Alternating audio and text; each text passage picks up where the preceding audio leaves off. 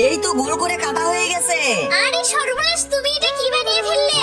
Bathroom বানাবো। পাগল ছেলে, পুকুরের উপরে আবার বাথরুম হয় কিভাবে? এই যে দেখো, ঠিক এইভাবে হবে। এর উপরে বসে আমি বাথরুম করব। তার আগে বাথরুমের ঢাকনাটা বানিয়ে নিতে হবে। এই কাঠগুলো দিয়ে সুন্দর চাকার মতো বানিয়ে ফেলবো আমি। আরে বাহ, তুমি তো পুরো জানালা বানিয়ে ফেলেছো। না রে পাগলি, দেখো এটা তো বাথরুমের ঢাকনা বানিয়েছি আমি। দেখি দেখি তোমার বাথরুমটা কেমন হলো। আরে এর নিচে তো পানি দেখা যাচ্ছে। এরকম থাকবে না তো, এর নিচে আমি পাইপ লাগাবো। তার আগে একটা জানালা কেটে নিতে হবে।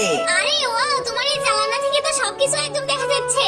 তারাও পিঙ্কি, এরকম রাখবো না। আমি এই জানালাতে থাই গ্লাস লাগাবো, তাহলে অনেক সুন্দর দেখা যাবে। তুমি পারো বটে, বাথরুমে আবার কেউ গ্লাস লাগায়? একবার লাগাই আমি, তারপরে দেখো কত সুন্দর দেখা যায়। আরে হইছে, তাড়াতাড়ি বের হও, আমার তো বাথরুমে চাপ দিয়েছে।